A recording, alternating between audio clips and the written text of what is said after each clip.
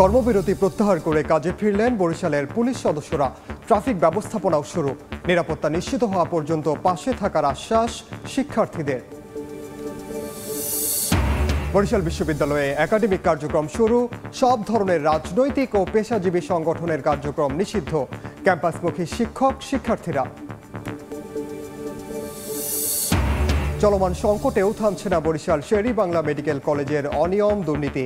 অর্ধেক চিকিৎসকই আসেন না কর্মস্থলে। হয়রানি আর ঘুষ বাণিজ্যের অভিযোগ। এবং বৈরী আবহাওয়ায় গভীর সাগরে যেতে পারছেন না জেলেরা।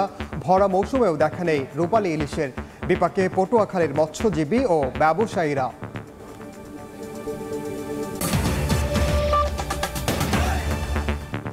আমন্ত্রণ সময় সংবাদের নিয়মিত আয়োজন। বিভাগীয় সময়ে থাকছে সপ্তাহের 7 দিন ভিন্ন ভিন্ন বিভাগের সংবাদ নিয়ে। আজ থাকছে বরিশাল বিভাগ, সঙ্গে আছে আমি ওমর ইনাম। স্বরাষ্ট্র উপদেষ্টার প্রতিশ্রুতিতে আশ্বস্ত হয়ে কর্মবিরতি প্রত্যাহার করে কাজে ফিরছেন বরিশালের পুলিশ সদস্যরা। থানার পাশাপাশি সড়কের ট্রাফিক বিভাগে দায়িত্বও পালন শুরু করেছেন তারা। তবে এখনও সড়কে আছেন শিক্ষার্থীরাও। পুলিশ জানায়, চলমান পরিস্থিতি কাটিয়ে উঠে জনগণের পাশে থেকে জনগণকে সেবা দিয়ে যেতে চান তারা। আর পুলিশের নিরাপত্তা নিশ্চিত না হওয়া পর্যন্ত তাদের পাশে থাকার কথা জানিয়েছেন শিক্ষার্থীরা। সুজয় দাসের ছবিতে শাকিল মাহমুদের রিপোর্ট। ইউনিফর্ম পরে বরিশালের থানাগুলোতে আসতে শুরু করেন পুলিশ সদস্যরা। সোমবার সকাল 9টায় থানা কম্পাউন্ডে উপস্থিত হয়ে রোল কলে অংশ নেন তারা। পুলিশ জানায়, স্বরাষ্ট্র উপদেষ্টার প্রতিশ্রুতিতে আশ্বস্ত হয়ে টানা 6 দিনের কর্মবিরতি প্রত্যাহার করে কাজে ফিরতে পেরে খুশি তারা। বরিশাল মেট্রোপলিটন পুলিশের জন্য নিরাপত্তার সদা জাগ্রত রয়েছে। আমরা সেই আস্থার জায়গাটাকে ধরে রাখতে চাই। এদিকে থানার পাশাপাশি দায়িত্বে ফিরেছেন ট্রাফিক পুলিশের সদস্যরা। নগরী ও মহাসড়কের বিভিন্ন গুরুত্বপূর্ণ মোড়ে অবস্থান নেন তারা। আর পুলিশের নিরাপত্তা নিশ্চিত না হওয়া পর্যন্ত তাদের পাশে থাকার আশ্বাস শিক্ষার্থীদের। পুলিশ যে আমাদের জন্য এত কষ্ট করে, এটা আমরা এখন রিয়েলাইজ করতে পারতেছি। পুলিশ আঙ্কেলরা নিরাপদ নয়, তাদের নিরাপত্তা যতদিন না ঠিক হচ্ছে ততদিন আমরা এখানে আছি। বরিশাল মেট্রোপলিটন পুলিশের 4 থানাসহ জেলার 10টি থানায় কাজে ফেরা পুলিশদের নিরাপত্তা ও সহায়তায় কাজ করছে সেনাবাহিনী। শাকিল মাহমুদ, সময় সংবাদ, বরিশাল। ট্রাফিক ব্যবস্থাপনা নিয়ে বিস্তারিত জানাতে এই মুহূর্তে বরিশাল নগরীর বটতলা মোড় এলাকায় আছেন সহকর্মী অপূর্ব অপু এবং পটুয়াখালীতে আছেন মোহাম্মদ মনির হোসেন বাদল। সরাসরি শুরুতে যাচ্ছে অপুর কাছে। অপু, পোশাক পরে আজকে থেকে বরিশাল শহরে মেট্রোপলিটন পুলিশ এলাকার পুলিশ সদস্যরা মাঠে নেমেছেন এবং সেটি শহরের বিভিন্ন জায়গায় আমরা দেখছি যারা ট্রাফিক পুলিশের সদস্যরা তারা অবস্থান নিয়ে তারা যান চলাচল নিয়ন্ত্রণে কাজ করছে।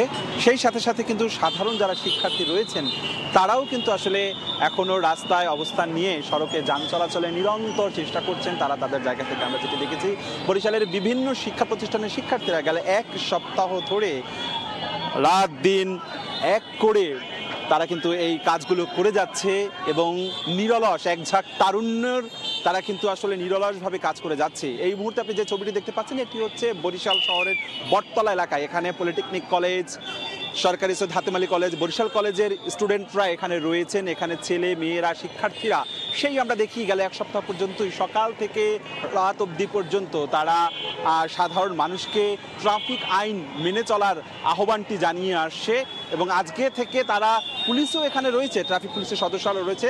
তবে ছাত্ররা বলছে যতদিন না পর্যন্ত পুলিশ পুরোপুরি দায়িত্বটি নিয়ে তারা নিরাপত্তাহীনতা যখন থেকে বলবেন যে তারা আর কোনো নিরাপত্তাহীনতা নেই তাদের মধ্যে, ততক্ষণ পর্যন্ত এখানকার ছাত্ররা বলছে যে পুলিশের পাশে থেকে তারা সহায়তা করবে। এবং এই শুধুমাত্র এই হাতেম আলী, আপনি এই মুহূর্তে দেখছেন যে ছবিটি বটতলা মোড়ে, এটি নয়, এর আশেপাশের শহরের বিভিন্ন এলাকায় আমরা ঘুরে দেখেছি ঠিক এমন চিত্রটি কিন্তু দেখছি যে বিভিন্ন শিক্ষা প্রতিষ্ঠানের শিক্ষার্থীরা বরিশালে এই ট্রাফিক নিয়ন্ত্রণের কাজটি করছে। শুধুমাত্র ট্রাফিক নিয়ন্ত্রণই নয়, এর বাইরে নানান ধরনের সেবামূলক কাজও করেছে। আজকে কিছুক্ষণ আগে শহরের পিয়াজপট্টিতে ভোক্তা অধিকার সংরক্ষণ অধিদপ্তরের সাথে সাধারণ শিক্ষার্থীরা তারা কিন্তু নেমেছে এবং বরিশাল শেরে বাংলা মেডিকেল কলেজ হাসপাতালেও শিক্ষার্থীরা যাচ্ছে এবং সব জায়গায় তারা কিন্তু অনিয়ম তুলে ধরছে এবং গত 6 তারিখ থেকে এই ট্রাফিক কার্যক্রম বন্ধ হওয়ার পর থেকে কিন্তু এই যে পটুয়াখালী আপনি দেখতে পাচ্ছেন এই যে চৌরাস্তাটি রয়েছে, এই চৌরাস্তাটি কিন্তু সকালে যানজট শুরু হয়ে যায়। পরে এই শিক্ষার্থীরা কিন্তু এসে কিন্তু এখানে যা ট্রাফিক নিয়ন্ত্রণ নিয়ে এবং তারা আসলে কাজ করে যাচ্ছে। আপনি দেখতে পাচ্ছেন আজও 6 তারিখ থেকে আজ পর্যন্ত কিন্তু তারা ট্রাফিক কার্যক্রম চালিয়ে যাচ্ছে। এখন আজকে কিন্তু সকাল থেকে ট্রাফিক শিক্ষার্থীদের পাশাপাশি কিন্তু ওই যে ট্রাফিক পুলিশ তারা নেমেছে, তারাও ট্রাফিকের সাথে শিক্ষার্থীদের সাথে হাতে হাত মিলিয়ে কিন্তু কাজ করে যাচ্ছে। কিন্তু এই 6 তারিখ থেকে কিন্তু শিক্ষার্থীর নিয়ন্ত্রণে কাজ করে যাচ্ছিল এই ট্রাফিক ব্যবস্থা, এতে কিন্তু পুরো যোগাযোগ ব্যবস্থা স্বাভাবিক ছিল। পটুয়াখালী এই চৌরাস্তা শুধু নয়, চৌরাস্তার পাশাপাশি যে বিভিন্ন সড়কের যে মোড় রয়েছে, সড়কের এই মোড়েও কিন্তু কার্যক্রম চালিয়ে যাচ্ছে শিক্ষার্থীরা। তবে শিক্ষার্থীরা এখানে যে যান চলাচল করতেছে তাদেরকে পরিবহন এবং প্রাইভেট গাড়িগুলো তাদেরকে চেক করতেছে এবং যারা মোটরসাইকেল নিয়ে চলাচল করতেছে তাদের হেলমেট ছাড়া তাদেরকে নিষেধ করছে না চলাচল করার জন্য এবং তারা যান চলাচল স্বাভাবিক রাখার জন্য এই কার্যক্রম চালিয়ে যাচ্ছে। এদিকে কিন্তু আন্দোলনের যে স্বেচ্ছাসেবী দল রয়েছে তারাও কিন্তু আমরা দেখতে পাচ্ছি গত 2-3 দিন আগে কিন্তু তারা মাঠে নেমেছে এবং তারা ওই সড়ক ব্যবস্থা কার্যক্রম চালিয়ে যাচ্ছে। তবে এক কথায় যে বলা যাচ্ছে যে পটুয়াখালীতে এই শিক্ষার্থীরা যখন 6 তারিখ থেকে এখন পর্যন্ত যে তারা মাঠে কাজ করছে, ট্রাফিকের ভূমিকা পালন করতেছে, এতে কিন্তু যান চলাচলটা অনেকটা নিয়ন্ত্রণ অনেকটা স্বাভাবিক রয়েছে। এখন পর্যন্ত এই যে পটুয়াখালী ঢাকা যে কুয়াকাটা মহাসড়ক রয়েছে, মহাসড়ক কিন্তু প্রায় ঘটনা ঘটতো, কিন্তু এখন পর্যন্ত 6 তারিখ পর থেকে কিন্তু এখন পর্যন্ত কোনো দুর্ঘটনার খবর আমরা আসলে পাইনি। তবে এক কথায় বলা যায় যে এই যে শিক্ষার্থীরা তারা যে এতদিন পর্যন্ত ট্রাফিক ব্যবস্থা হাতে নিয়েছে, এতে কিন্তু সাধুবাদ জানিয়েছে সাধারণ জনগণ। এই ছিল আমার কাছে পটুয়াখালী চৌরাস্তা থেকে শিক্ষার্থীদের ট্রাফিক ব্যবস্থার সর্বশেষ খবর। ট্রাফিক ব্যবস্থাপনার খবর জানছিলাম আমরা বরিশাল এবং পটুয়াখালী থেকে। আজ থেকে বরিশাল বিশ্ববিদ্যালয়ে ক্লাস কার্যক্রম শুরু হয়েছে। গতকাল জরুরি সিন্ডিকেট সভায় সিদ্ধান্ত নিয়ে ক্লাস শুরুর পাশাপাশি বিশ্ববিদ্যালয়ের সকল ধরনের রাজনৈতিক পেশাজীবী সংগঠনের কার্যক্রমও নিষিদ্ধ করা হয়েছে। সকাল থেকে ক্যাম্পাসমুখী হচ্ছেন শিক্ষার্থী শিক্ষকরা। সুমন হাসানের তোলা ছবিতে অপূর্ব রিপোর্ট। অচলাবস্থা কাটতে শুরু করেছে বরিশাল বিশ্ববিদ্যালয়ের। রোববার বিকেলে জরুরি সিন্ডিকেট সভায় ক্লাস শুরুর সিদ্ধান্ত নেওয়া হয়। সে মোতাবেক সোমবার সকালে বিশ্ববিদ্যালয়ে আসেন শিক্ষক কর্মকর্তা কর্মচারীরা। ক্লাস শুরুর প্রথম দিনে শিক্ষার্থী উপস্থিতি কম দেখা গেছে। কেউ জানেন কেউ জানেন না, অনেকেই আবার গ্রামের বাড়িতে থাকায় আসতে পারেননি। বেশিরভাগ স্টুডেন্ট আমরা জানি বাড়িতে আছে, যার কারণে ওরা এই আমরা জানি যে গতকাল শুধু নোটিশ দিয়েছে যে আজকে থেকে ক্লাস শুরু। স্টুডেন্টের মূল উদ্দেশ্য হচ্ছে লেখাপড়া করা। লেখাপড়া যদি না করতে পারি আমরা জাতিটাই পিছিয়ে যাব। ছাত্র জনতার আন্দোলনে গত 17 জুলাই বিশ্ববিদ্যালয় বন্ধ ঘোষণা হয়। এর আরও আগে 1 জুলাই থেকেই শিক্ষকদের পেনশন স্কিমের বাতিল আন্দোলনে বন্ধ থাকে পাঠদান। সব মিলিয়ে প্রায় 2 মাস পর ক্লাসের দরজা খুলল। সব শিক্ষার্থী এখনো আসতে পারেনি, 2-1 দিনের মধ্যে আশা করি তারা চলে আসবে। আমি শিক্ষার্থীদের আহ্বান জানাচ্ছি তারা নির্বিঘ্নে নিশ্চিন্তে যেন ক্যাম্পাসে আসে, তারা ক্লাস কার্যক্রম পরীক্ষা কার্যক্রমে অংশগ্রহণ করে। সার্বিকভাবে সমস্ত নিরাপত্তার দায়িত্ব আমরা দেওয়ার জন্য প্রস্তুত আছি। ক্লাস চালুর পাশাপাশি বরিশাল বিশ্ববিদ্যালয় ক্যাম্পাসে নিষিদ্ধ থাকবে সব ধরনের রাজনৈতিক পেশাজীবী সংগঠনের কার্যক্রম। শিক্ষক, শিক্ষার্থী, কর্মকর্তা, কর্মচারী সবার রাজনীতি বন্ধ ঘোষণা করেছে। 10,000-এরও বেশি শিক্ষার্থী রয়েছে বরিশাল বিশ্ববিদ্যালয়ে। আগামী 3-4 দিনে চিরচেনা রূপে ফিরবে বিশ্ববিদ্যালয় প্রাঙ্গণ, এমন প্রত্যাশাই সবার। অপূর্ব, সময় সংবাদ, বরিশাল। ক্যালিগ্রাফের নগরীতে পরিণত হয়েছে বরিশাল। প্রতিটি রাস্তার দেয়ালে দেয়ালে 52 ও 71-এর মতো 24-এর জয়ধ্বনি তুলে ধরেছেন শিক্ষার্থীরা। আন্দোলনের সময় নষ্ট দেয়ালগুলোতে সংস্কার শুরু করেন তারা।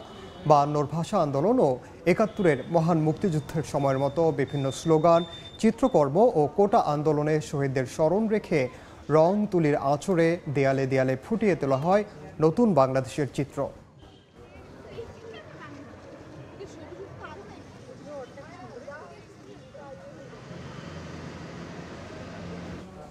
বিভাগীয় সময় আরও থাকছে। ভোলার মুন্সিরহাটে সেতু নির্মাণ হলেও নেই সংযোগ সড়ক, বন্ধ 2 ইউনিয়নের সহজ যোগাযোগ ব্যবস্থা। ঠিকাদারের বিরুদ্ধে ব্যবস্থার আশ্বাস। শিক্ষার্থীদের সঙ্গে নিয়ে আজও বরিশালের বিভিন্ন বাজারে অভিযান চালিয়েছে ভোক্তা অধিকার সংরক্ষণ অধিদপ্তর। দুপুরে শহরের পেঁয়াজপট্টি বাজার রোড এলাকায় অভিযান শুরু হয়। এ সময় ভোক্তা অধিকারের কর্মকর্তারা জানান, বরিশাল নগরীর বাজার স্থিতিশীল আছে। সবাইকে প্রশাসনের পক্ষ থেকে সচেতন করা হচ্ছে। কেউ যদি অনিয়ম করে পণ্যের দাম বাড়াতে চায় তাহলে কঠোর আইনানুগ ব্যবস্থা নেওয়া হবে। এ সময় বৈষম্য বিরোধী ছাত্র আন্দোলনের সদস্যরা উপস্থিত ছিলেন। দেশের বিশেষ পরিস্থিতিতেও বরিশাল শের-ই-বাংলা মেডিকেল কলেজ হাসপাতালে অনিয়ম দুর্নীতি থামছে না। গত এক সপ্তাহ ধরে বরিশাল বিভাগের সবচেয়ে বড় হাসপাতালটিতে অর্ধেক চিকিৎসকই সেবা দিচ্ছেন না বলে অভিযোগ উঠেছে। সেবাগ্রহীতারা বলছেন, সরকার আসে সরকার যায়, কিন্তু সেবার মান বাড়ে না এই হাসপাতালে। প্রতিটি পদে হয়রানি আর ঘুষ বাণিজ্যের অভিযোগ করেন তারা। সুজয় দাসের তোলা ছবিতে অপূর্ব অপুর আরও একটি রিপোর্ট। দ্বীপজেলা ভোলার কলেজ পড়ুয়া কামাল হোসেন ও মাইনুদ্দিন বৈষম্য বিরোধী ছাত্র আন্দোলনে 4 আগস্ট পুলিশের গুলিতে গুরুতর আহত হয়ে আসেন বরিশাল শের-ই-বাংলা মেডিকেল কলেজ হাসপাতালে। তবে মরার উপর খাড়ার ঘা, অতিরিক্ত টাকা না দিলে মিলছে না সেবা, অভিযোগ তাদের।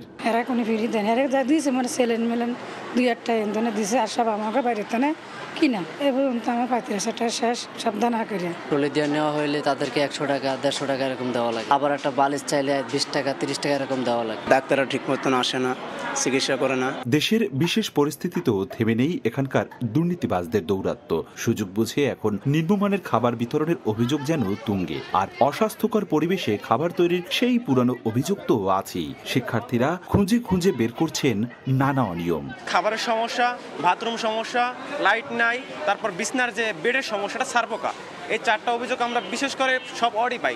এক সপ্তাহ ধরে প্রায় অর্ধেক চিকিৎসকই তাদের দায়িত্ব পালন করছেন না বলেও অভিযোগ উঠেছে। ক্ষমতার পট পরিবর্তনে কেউ ভয়ে আসছেন না, কেউ বা নিজেকে জাহির করছেন ক্ষমতার চূড়ার লোক হিসেবে, আর সেবা বঞ্চিত হচ্ছেন রোগীরা। যদিও হাসপাতাল পরিচালকের দাবি অল্প সময়ে শৃঙ্খলা ফিরে আসবে। সবাইকে নিয়ে একত্রিত হয়ে এখনো যে সব জায়গায় ল্যাকিংস আছে সেগুলো আমি দ্রুততম সময়ের মধ্যে এগুলো কমপ্লিট করতে পারবো। সরকারি স্বাস্থ্যসেবা আসছে সরকারের স্বাস্থ্যসেবা নিতে, সেখানে কেন সিন্ডিকেট? কারণ আমার পরীক্ষা আছে, আমার ওষুধ আছে, আমার চিকিৎসক আছে।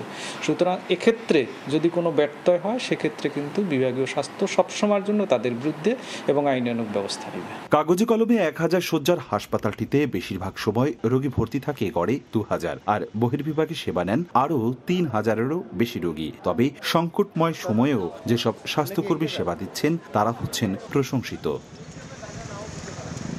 অপূর্ব অপু, সময় সংবাদ, বরিশাল।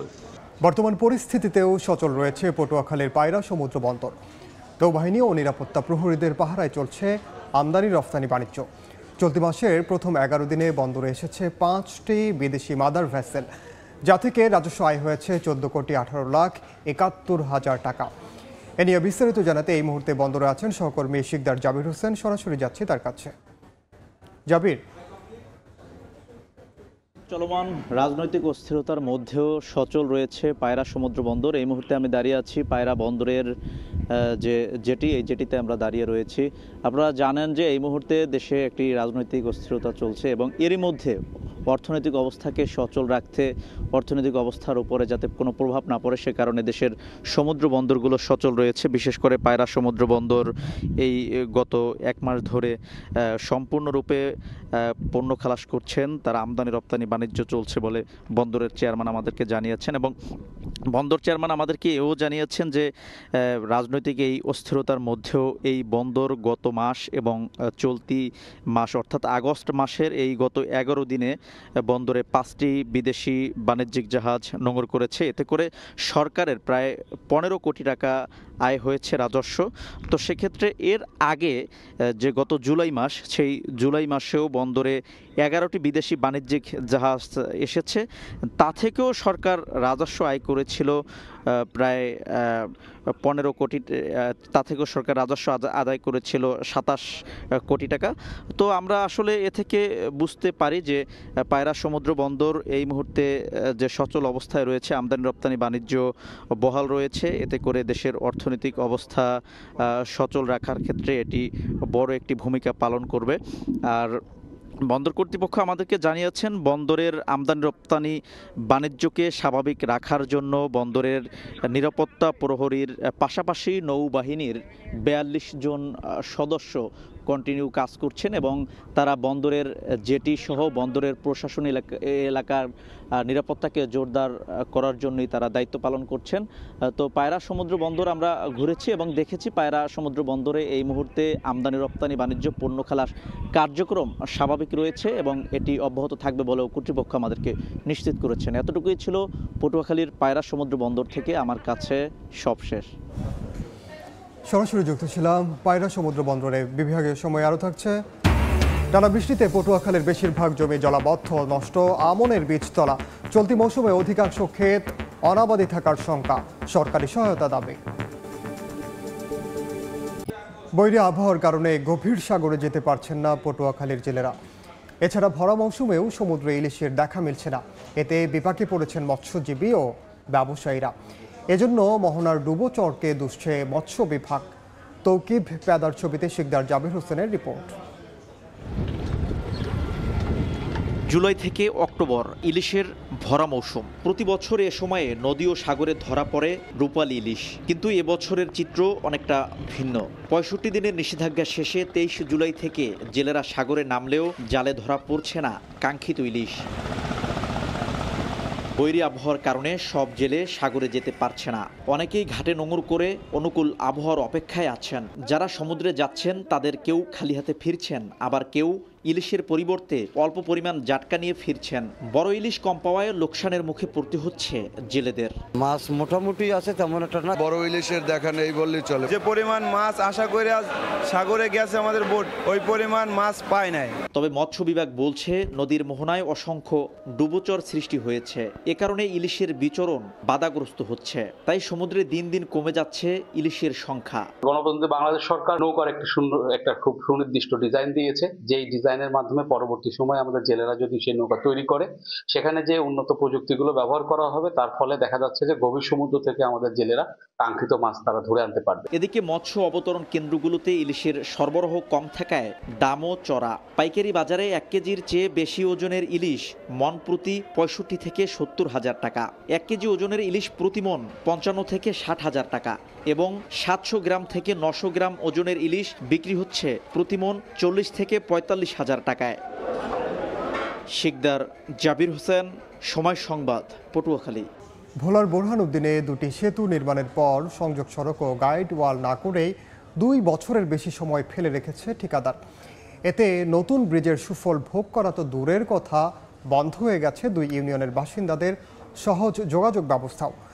দ্রুত সংযোগ সড়কের কাজ শেষ করে সেতু দিয়ে চলাচল স্বাভাবিক করার দাবি তাদের।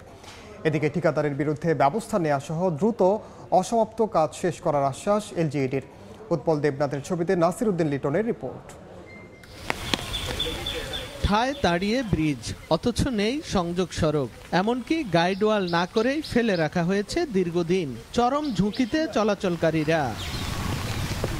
ভোলার বোরহানউদ্দিনের মুন্সিরহাট প্রাথমিক বিদ্যালয় সংলগ্ন আরসিসি ব্রিজটি নির্মাণ কাজ শেষ হয় 2 বছর আগে। ঠিকাদারি প্রতিষ্ঠান ব্রিজের সংযোগ সড়ক নির্মাণ না করেই উল্টো রাস্তার মাটি কেটে প্রায় 10 ফুট গভীর করে রেখেছে।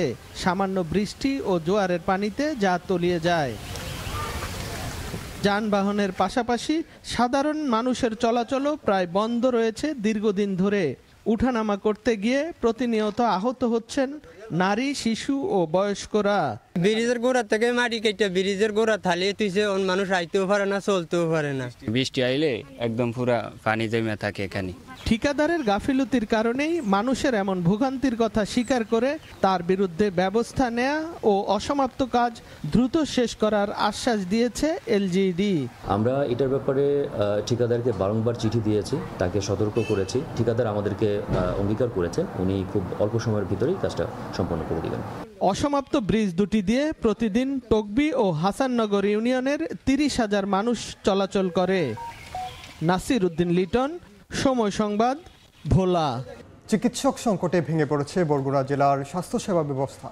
জেলায় 186 জন চিকিৎসকের পদ বহাল থাকলেও কর্মরত মাত্র 46। এতে চরম ভোগান্তিতে রোগীরা। এমন অবস্থায় চিকিৎসক পদায়নের জন্য মন্ত্রণালয়ে নিয়মিত চিঠি দেওয়া হচ্ছে বলে জানায় স্বাস্থ্য বিভাগ ও জেলা প্রশাসন। প্রায় 12 লাখ মানুষের চিকিৎসা সেবার একমাত্র ভরসা স্থল বরগুনা জেনারেল হাসপাতাল। এখানে 55 জন চিকিৎসকের পদ থাকলেও কর্মরত আছেন মাত্র 14 জন। তা দিয়ে খুঁড়িয়ে খুঁড়িয়ে চলছে হাসপাতালটি। রোগীদের অভিযোগ, হাসপাতালে চিকিৎসকের শরণাপন্ন হতে হলে অপেক্ষা করতে হয় ঘণ্টার পর ঘণ্টা।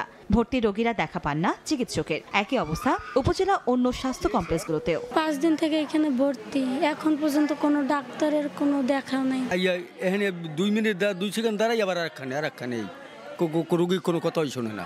স্বাস্থ্য বিভাগ জানায়, সদর উপজেলায় 13 জন চিকিৎসকের অনুকূলে কর্মরত 6 জন, আমতলীতে 29 জন, তালতলীতে 18 জনের স্থলে কর্মরত 3 জন, পাথরঘাটায় 27 জনের অনুকূলে কর্মরত 6 জন, বেতাগীতে 27 জনের স্থলে কর্মরত 4 জন ও বামনা উপজেলায় 14 জন চিকিৎসকের অনুকূলে কর্মরত 7 জন। উপজেলাতে যেহেতু ডাক্তারের সংকট, অনেক সময় বিভিন্ন উপজেলা থেকে সংযুক্তি দিয়ে কাজ করে হাসপাতালে, এবং যে জন্য হয় যে আসলে দুই দিক ব্যালেন্স করতে চেয়ে দুই দিকই সমস্যা হয়। তবে চিকিৎসক সংকট নিরসনের চেষ্টা চলছে বলে জানান সংশ্লিষ্টরা। ঊর্ধ্বতন কর্তৃপক্ষ বরাবর আমরা চিঠি দিয়েছি, আমাদেরকে আশ্বস্ত করেছেন যে যথাশীঘ্র সম্ভব আমাদের এই চিকিৎসক পদায়ন তারা দিবেন। বরগুনার সরকারি স্বাস্থ্য কেন্দ্রগুলোতে গড়ে প্রতিদিন প্রায় 3000 রোগী চিকিৎসা সেবা নিতে আসেন। এছাড়া জেলার স্বাস্থ্য কেন্দ্রগুলোর 480টি শয্যার অনুকূলে গড়ে প্রতিদিন রোগী ভর্তি থাকেন প্রায় 700।